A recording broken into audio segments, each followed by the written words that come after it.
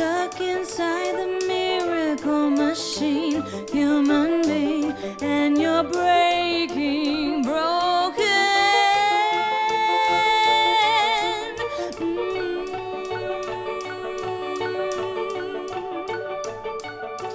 Persons of perpetuality in the dream, now you're breaking open.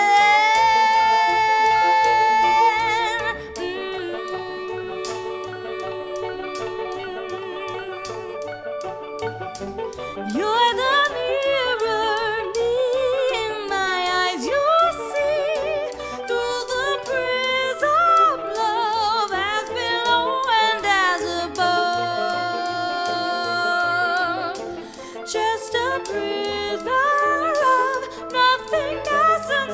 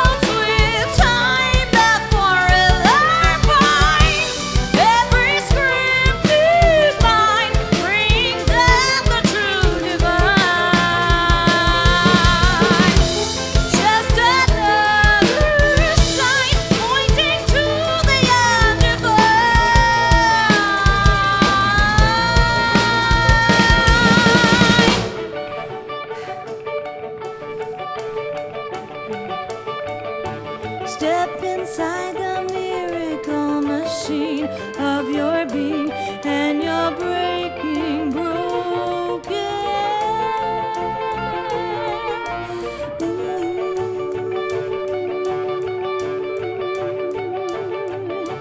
You're the light and love, you are the way, every way of you breaking open.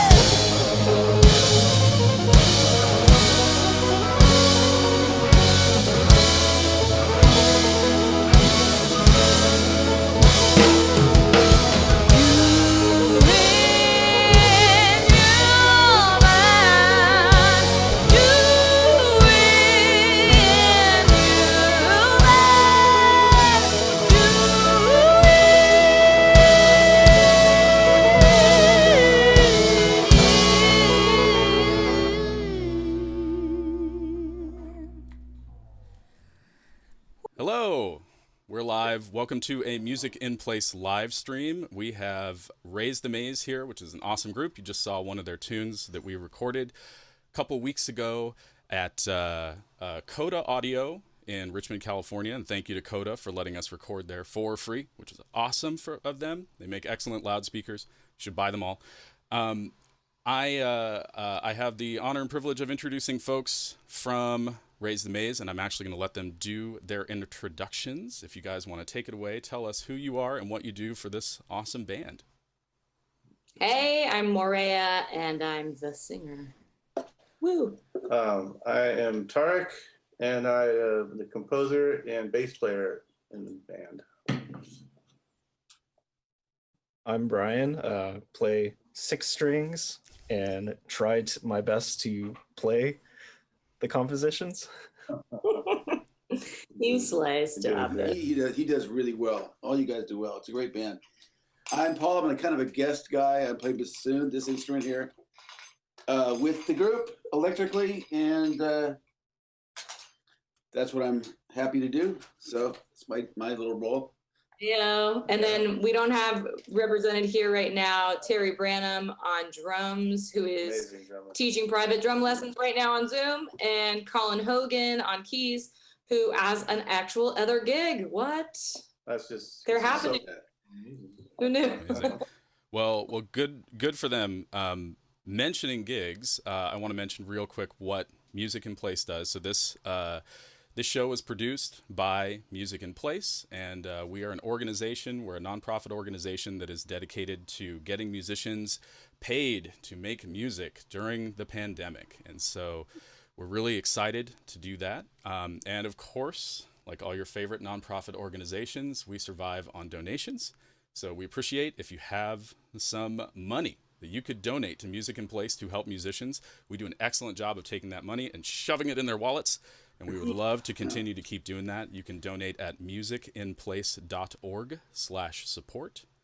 And if you're a person like me who has very few or zero gigs and you have no money, that's okay. There's nothing wrong with that. But you might have friends who do, and you should tell them all about Music in Place, because we are all about getting musicians paid. Getting back to the music, Brian, you mentioned, I think, or alluded to, that this is challenging music. And it's certainly, to, I think, folks who aren't more familiar with kind of the prog jazz idiom, we can still hear that it sounds, it's sort of complex and ornamented and, not as simple or even as easy to follow along as other music. Do you feel like that's true in your experience? Yeah, I suppose so. It's a little different than other prog rock bands I've been a part of, where you have a part and you're just like, kind of, the part is completely written and you just memorize that part and you play it. We do have some songs like that I have to basically keep to the script and play what's written, but this band does allow for some moments of improvisation and just kind of elaboration on different parts and interpretation, and it's kind of wild to be able to contribute to that just creative process. Well, that's awesome, and you sounded great, dude. Oh, thank you. And yeah, and I was wondering, Tarik, you mentioned that you're the composer. I think we'd be interested to know, what music groups influence you, or do you feel like there are music groups that influence you, or do you try to come from a more isolated creative place? And what's your composition process like? Like, what instrument do you usually write on? Yeah, no, I definitely influence wise, the Beatles, Frank Zappa, Mahavishnu Orchestra, Weather Report. I mean, those are like, or a band like XTC even. Mm-hmm. And The usual. yeah, Usual. kind of like, just fusing together, I guess, some of the, the pop that I love, but with some of the other like jazz. Duke Ellington, Stravinsky, the big cats. That's awesome. That's a lot of good stuff. Yeah, like just We call it the fine wines over here. yeah, Yeah. list, Mm-hmm. But as far as like compositionally, like I tend to write on the piano because it just affords me the most harmonic. But I mean, occasionally do some stuff with the bass alone too. But yeah, no, I was gonna say this band in particular has really made me want to pursue more, improv-y stuff, because all these guys, are such monsters on their instruments. So it's fun to sort of strike a balance between really composed stuff and then allowing for like, some room there for a lot of improv. Yeah, that's awesome. And Moorea, as a singer, like, this seems like I noticed a couple times, I'm not like a stellar musician, but I do play sometimes, and there were definitely a couple of times where I'm like rhythmically hearing music when we were recording this live, which was 2 weeks ago, like trying to follow along, and I'm very much in my brain going, I am not following along. I do not know where one is. I don't know where the beat is, and I'm just wondering, what's it as the singer, where you're taking that more like melodic role, I guess, is this music challenging to sing over, or do you just got it? Oh no, it's challenging. Yeah. Yes, Yeah. but I love a challenge. Awesome. Awesome. Yeah, no, I mean, it's so fun because it's so challenging. Yeah. I mean, nothing for me, I don't know, not nothing, but it's hard to find something as satisfying as working really hard to learn something that's super difficult, but also like really harmonically and melodically intriguing and lyrically amazing. And I can dig into all of these things and it's complex. And then to get it down enough to then be able to just let go and perform it. You know, when you get to that spot where it's like, I'm many rehearsals, I'm counting, I'm like, oh, I'm just really focused. And eventually we'll get to the spot where I'm like, I got this. And then I just get to go into rock out lyrics land. And that is some kind of special adrenaline endorphin rush that is hard to find elsewhere. Oh, that is too awesome. Well, you guys look very natural executing the music, and that's part of what's so fun to see it. Could you talk a little bit, really quick, about bringing Paul into the project? Because Paul, you're not like an everyday member of the band, and as a guest, like how did that work? How did you approach the music? Oh, I'm trying to think of how. I remember we played 2017 some point. I'm trying to think how we did. I know Tarik and I had played in some other groups before a little bit. I can't remember exactly. I played on a tune called Persistence, which we play in the set a little later. And it just, I really can't remember how we all got together, but I just remember listening to them in their previous concoction and just really loving the band. Just really great music. Great combination of impact, immediacy in a pop sense. I'm definitely not a jazz snob or classical snob or rock snob or funk, whatever. I like everything, like music. And they just had a lot to offer. And the way I approach my instrument, it's not necessarily like a classical horn or it's kind of like multi-layered, like I try to be a texturalist, like create textures, create like bass lines, create, rhythm parts, create solos if I need to and all that stuff. And I think one thing led to another. It's like, wow, maybe when you hear Persistence, there's just a lot of parts in there. Hey, I can try this, I can do this, I can do that. And it's just really fun, I mean, so, it's a cool thing, and it is challenging, but that there's fun things in that. When everyone's focused and, on top of things, it's really a great feeling. So obviously. That's awesome, man. Plus, I will add, Yeah. Paul would be a full-time member. Pre-pandemic, it was that he toured all the time. Oh yeah, that's right. Forgot about that. Yeah. Yeah. I had I think we've all had a lot of work canceled.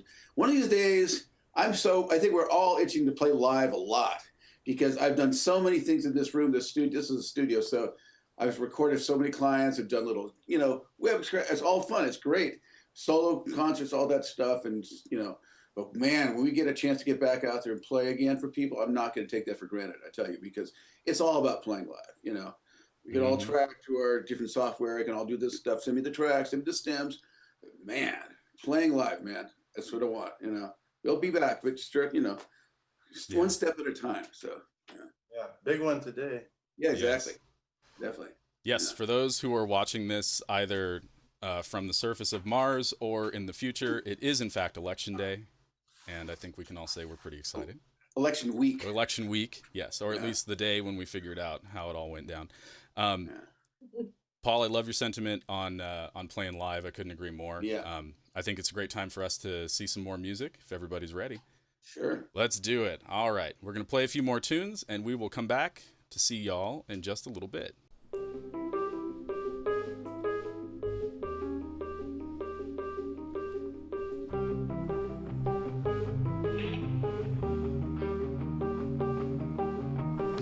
Another sacrificial lamb. The gods of commerce all have their demands. For their guns and wars be damned. Technology at their command. The future in unhuman hands.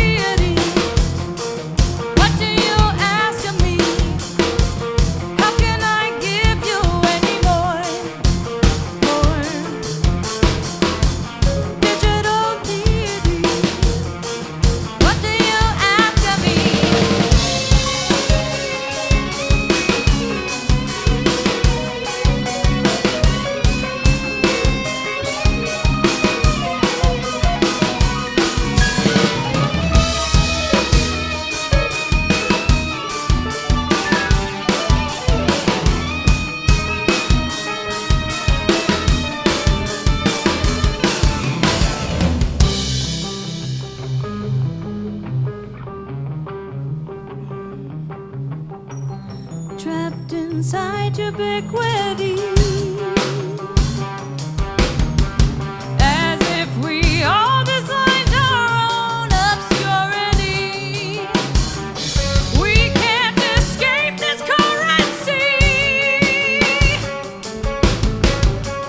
of our Lord and Mastermind in the machine. Life's blood must pour on kneel before the digital deity. What do you ask of me? How can I give you any more? Digital deity.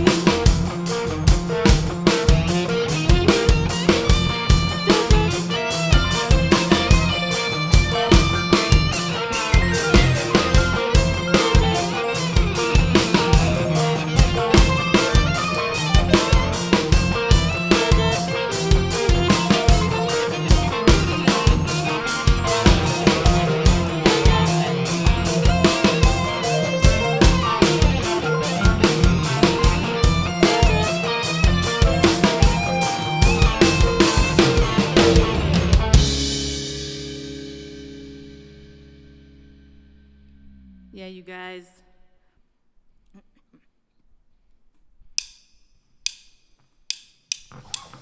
Signs are wrong with every sword you fell upon. So bluffing with the cards, believe me, pardon me, but now I'll give it all away for free. And wear it on my sleeve for you. My armor is an armor, as you guessed it, bulletproof. And when I put it on, I'm gonna just for you. And you are truly unaware, like every star that you are, makes me smile and see through your clenching teeth. Go back in their sheath.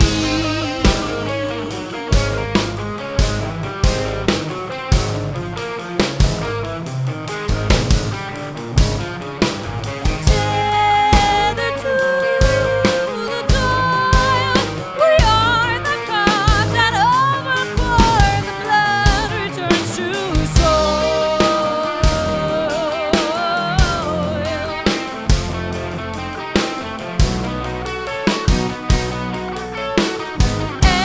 SOS, a signal that I'm in distress and dying just to take a rest from knowing best.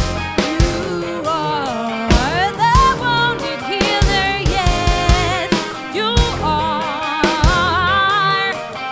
The blinded seer, save our souls. The autopilot satellites control this to be raid. The castle walls that falter, parade to alter. Stay the ship adrift in shallow pools of fools and empty plunder. Not too late. The rain on your parade of wonder takes you under.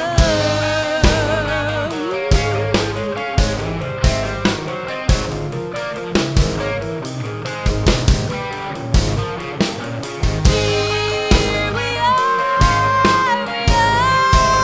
the ones that came before the ashes in the soil. Dust to dust,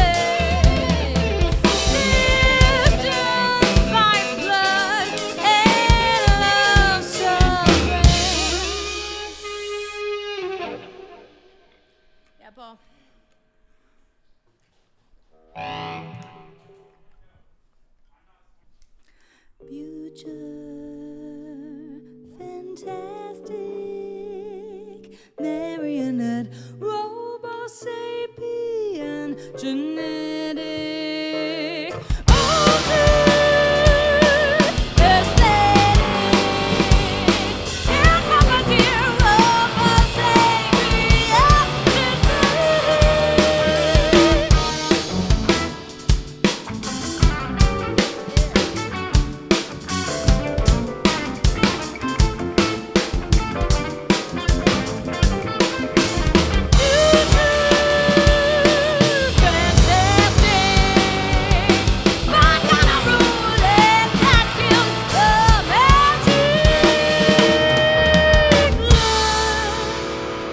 look at them with perfect symmetry, made in our own image naturally, terminating superiority, there with the superiority. Why would we forsake our paradise for the sake of progress? What's the price? Why would we forsake our paradise for the sake of progress? We made you hybrid of this sentience. We will become you.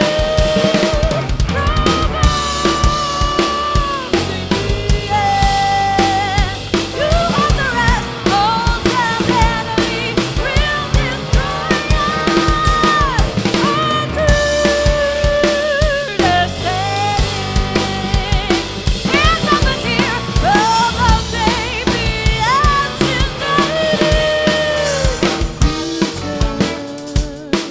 fantastic, tragic, bullet that killed the magic.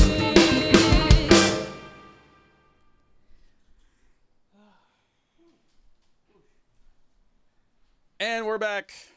That was Hey. awesome. Thank you all. So for those of us just joining us, this is a Music in Place live stream listening party with Raze the Maze. We just heard some very awesome music. Do you guys want to talk about that last tune? What was that called? Robo Sapien. Yeah.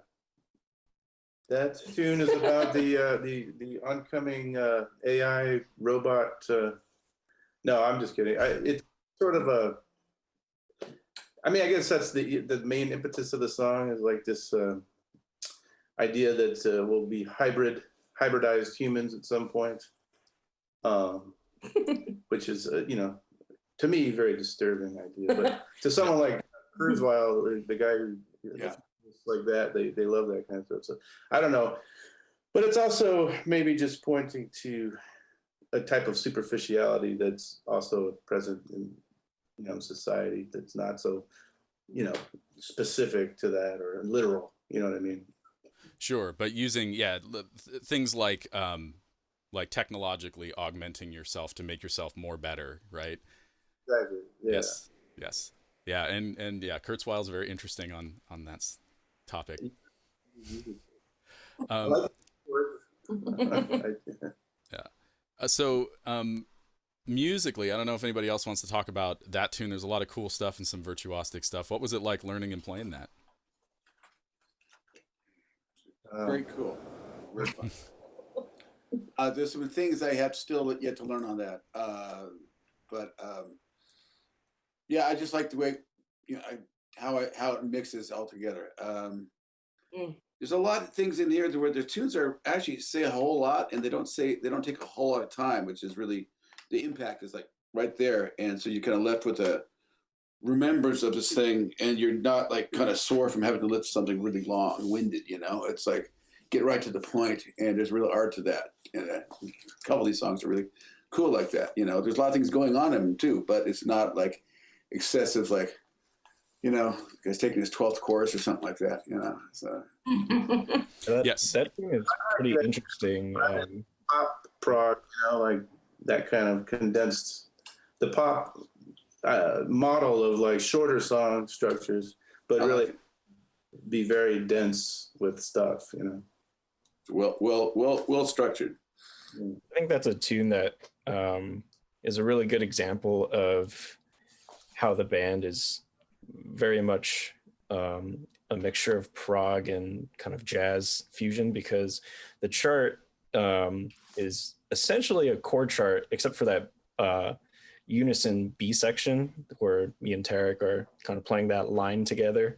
There are no, specific chord shapes written for me, and they're all these really weird, like crunchy slash chords. So like I kind of have to mess around with what I'm doing, and the bridge is also really cool because the part that I played in this live concert was similar to what I did on the album recording, and that was just like an off the cuff part that I improvised in the moment during that recording session. But then when I talked to people who listened to it, they liked that part so much and it stuck out to them. I was like, okay, I'll just relearn this and just play it live because people seem to like how I did it the first time.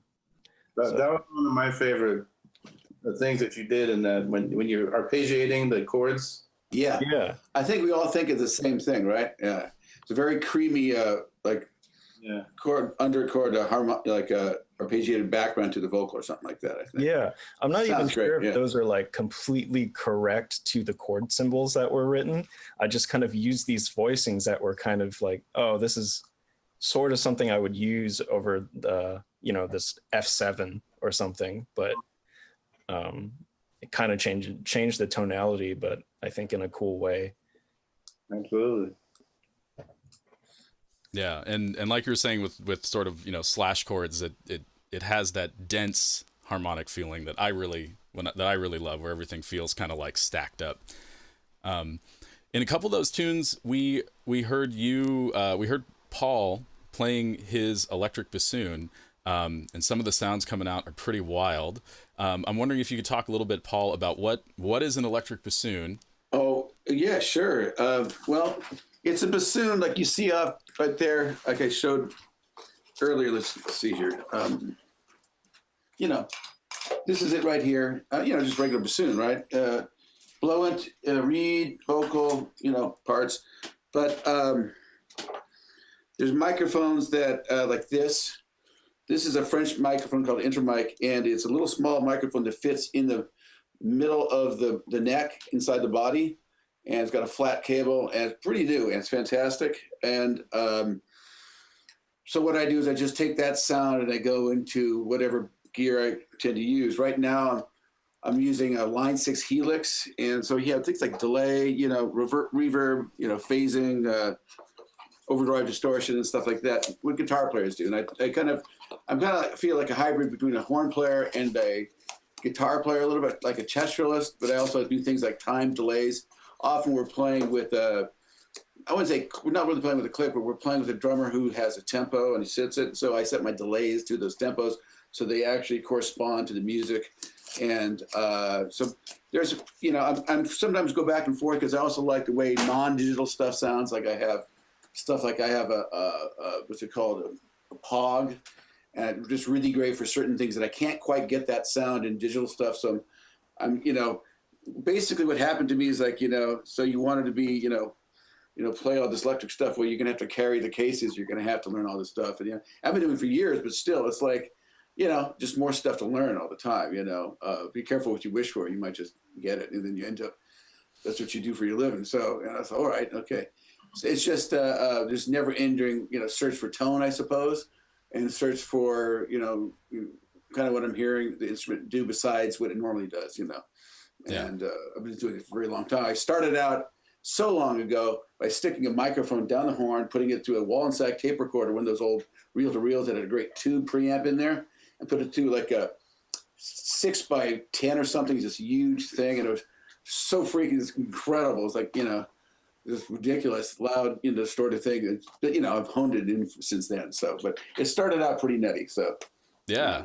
Oh, that sounds pretty wild, but pretty awesome. So you have this, acoustic instrument, and you're augmenting it with some technology. Yes, exactly. Yeah, similar to the title of one of the tunes, I guess, kind of. But in a way that it's helpful. I can go back and forth. I don't have to live with a chip in my throat or something like that. So. Yes, exactly. Yeah. Anyway.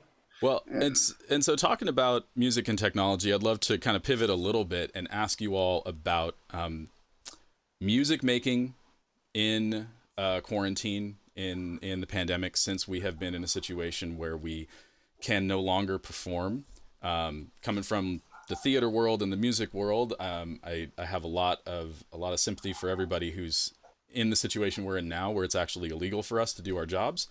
And I only mention that because I think it's really important for everybody to know that that's really what's going down with performers, musicians, actors, everybody. It's a big deal when the stage is shut down, but we're still making music, and you guys are still making music, which is super awesome. And I'd love if each of you could just share a little bit about if you got a new process in your kind of lockdown music making experience and what that might look like. And if there's anything that you feel like you've been able to do maybe better or maybe more of, since we're not playing out live as much.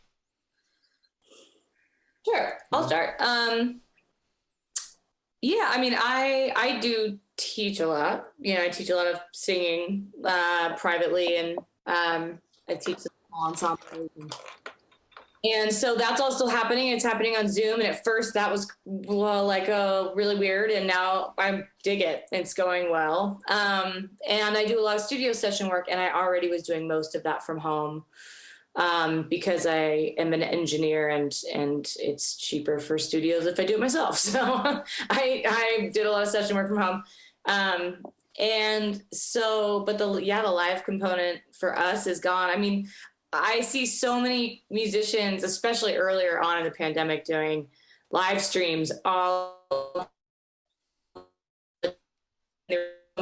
just couldn't get myself to do it. I felt like a major betrayal of loss of the music life, and feeling like I was really depressed about it, and it was tough for me. So I just didn't have it in me to try to figure out how to make it work. I was like, whatever, I'm just gonna do something else for a while. And so this opportunity was really good to get back into being in a room with a bunch of musicians and playing again. And we do have a bunch of new songs. Tarik's written a ton of new material, so we're gonna start working on recording an album just remotely, and that'll be fine. And pretty much how we did the last album anyway, so I'm not worried about that. And I think there are a lot more opportunities that are starting to happen. It just takes creativity, and it looks really different. But I don't know. The music's still there. The music's still happens. We still make music, Mm-hmm. I love having an audience, but it doesn't change the fact that I get to sing a song and experience what that's like. I just don't get that feedback piece, but the music is happening one way or the other. So the music never dies. Music never dies. No. Yeah. So I don't know. That's me. Yeah. I mean, and similar for me too, I teach a lot. And then started doing, Zoom, but yeah, the not having that real connection with folks can be a little strange, I guess. It's surreal. But, I see people doing stuff in parks and, acoustically, and that can be one way to do things. And, we have to adapt, until this stuff is, until we're in a better spot. So, but I really enjoyed, it is amazing how much you miss something. You don't realize what you have till it's gone, Mm-hmm. Sure. Man, playing with these cats the other day was just it was a great feeling to get to do that again. So, but that's, yeah. I would say for me, if I can go next, it's been a blessing and a curse. In beginning, like Moorea said, there's a lot of people getting on there, putting on concerts, stuff like that. And we're kind of, as musicians, it's a tricky thing because it's hard enough, you know, we really appreciate music and plays because we can get paid, and it's very hard because there's so many ways music just gets streamed out there for very little in return. And so you just feel, oh, I'm just giving myself away. And so there's one aspect that feels tough that everybody has to feel like they have to get on the camera. Another web concert, I'm doing this. There's a couple things that you do get from it that are very important you have to think about. If you are a musician anyway, you want to connect to people, and you don't want to just play for yourself. You want to play for an audience. And if you, even if the eyes are on you from a camera, there's an audience. So there's something to like connecting. So, you know, I do solo bassoon shows all the time, and I did, you know, and I've done a couple during this thing. And it's still, you get to get yourself ready for it, and, you know, prepare yourself to be looked at and listened to and stuff like that, and go for it. And that's great. It's just different because you can't get together with someone else in the same time. And it's not the same anyway when you're in cans and stuff. So there's a kind of a positive negative. On the positive, in terms of the engineer thing, what Moorea says, I also record at home, and I've been doing albums for people from, you know, France and the East Coast and different places. And so, you know, I do that. That helps out. I can kind of command my own, you know, I know I'm supposed to sound like it. I can kind of tailor it and give them their parts, and they like it. And one day I did a recording session for someone in France. The next day I was doing a concert at an Australian double reed society, doing a solo concert. And I think the time it was over there was like, I don't know, with the time changes, it was like, you know, the next morning or something like that. It was just trying to figure out where I'm at, where I'm showing up. But because of the technology, it's great. So there's some really great things about that, but you also want to keep the good stuff of the past, which is that live connection. And I think people really do, you know, appreciate that. And we'll have to get back to it when we can. It was really great the other day to be able to play. So together. Yeah. Yeah. And Brian, I want to hear from you on that really quick, but I also wanted to ask you guys, since you have students, how are your students doing with this? You know, are they, I mean, I imagine some of them have played gigs already, and so they've experienced being able to play out, and now they can't. And some of them are probably looking forward to their first gig. A lot of my students, I'll make it real fast. A lot of my students are in school, so they were in school band and orchestra programs and stuff, and auditioning for college and stuff like that. So they're not sure what they're doing. So I just do a lot of preparation like I would before I make them record. So they have to record and send to me. They have to send video. So they get used to preparing as much as they can. But yeah, go ahead, Brian. I'm sorry to interrupt. That's No, it's fine. Yeah, the quarantine has been strange for me. And my experience is probably different than a lot of other musicians because I work at a game company, and I don't necessarily have to teach or gig to, you know, make my living. So it was bad in the way that, you know, even though I don't have to worry about making money by performing. I'm a person that I try to go out of my way to find opportunities to perform because I love playing. And you know, my schedule has always been really hectic, like taking Caltrain to San Francisco and back every day. That was like a 4-hour commute every single day. wow. But I would still, after an entire day of work and commuting, I would still go straight to a gig after work just to play with people. So the quarantine actually was a little bit energizing in a different way because now I didn't have to worry about going to work or that like insane commute and just being tired all the time. And I just had so much more time to focus on like, hey, I don't play music with this guy. Why don't I put together a video project together? Because I would love to just put something together and collaborate with people that I would otherwise not have the opportunity to do. So, and you know, work on my still very bad video chops, editing chops, as well as some mixing and just being a project leader and bringing people together and doing stuff. So it's been nice in that way. Like I'm still able to kind of get my fix of playing music with people, and it's been exciting in that way. But yeah, I still really miss, you know, the crowd and playing in front of people. Yeah. Yeah, But I don't miss being exhausted. yeah. I don't, as a technician, I do not miss taking boxes out of trucks and putting boxes back in trucks. I will tell you that much. But I do miss the shows for sure. And it is, as you're saying, Brian, it is pretty wild that musicians are all essentially little individual TV stations now. Every musician has to know how to edit video and shoot video and worrying about lights and all of that. I think we've all been spending a lot of time on YouTube University. Like, how do I do this? So, but it is cool to see that, the creativity comes through, and everybody finds just a new way to connect with their audience. Yeah. For Sure. Yeah. Well, on that, if anybody has any final thoughts or anything, we can do that. But otherwise, we've got like 3 or 4 more tunes that we'd love to play for everybody who's listening and watching. Yeah, no, music. Let's do it. All right. So, .com where you find us. New album, new music coming soon, and just let's all celebrate this day. It's glorious. Incredible, man. we missed your URL. What is it? It's RazeTheMazemusic.com, and Raze is RAZE. M-A-Z. Awesome. Yeah. All right. So this has been a little listening party, or not. This is a listening party with Raze the Maze. We got more music that we're going to bring to you, but this Zoom live portion we're going to bring to a close. So y'all watching, don't go away.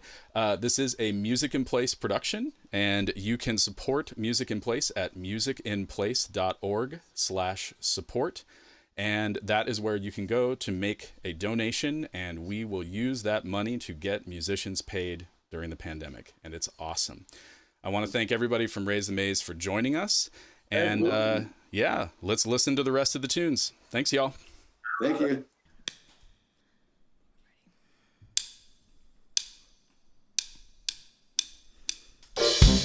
What's your feeling measured by the pleasure ceiling?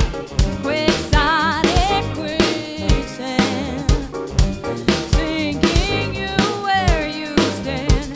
Rethink with the ink invisible, mind archive with the mind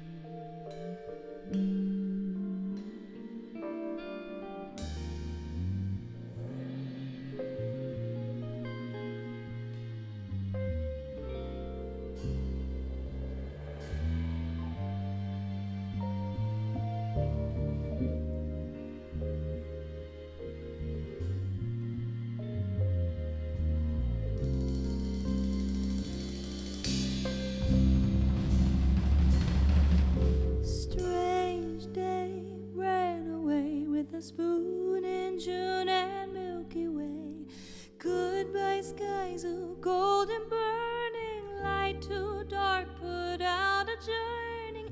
Colors in your eyes are turning misty. Memory of the polyester soft machine. Jukebox Joni, silver screening, seafoam celluloid revealing, cartoon cutouts on the ceiling.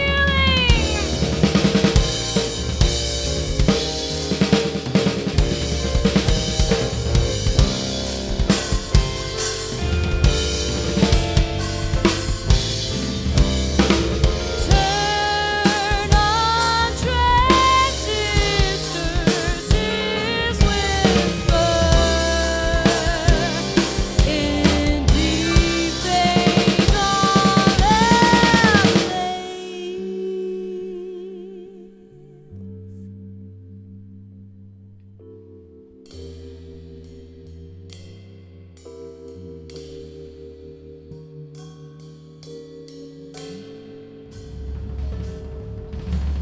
new scene, so serene as we dance our William Tell routine. Swing Victrola, Betty Pages, laugh and cry on many stages. Transmit, transit, different ages. Tune out your scripture to picture in deep days on the blaze. Space radio broadcast waves, girls on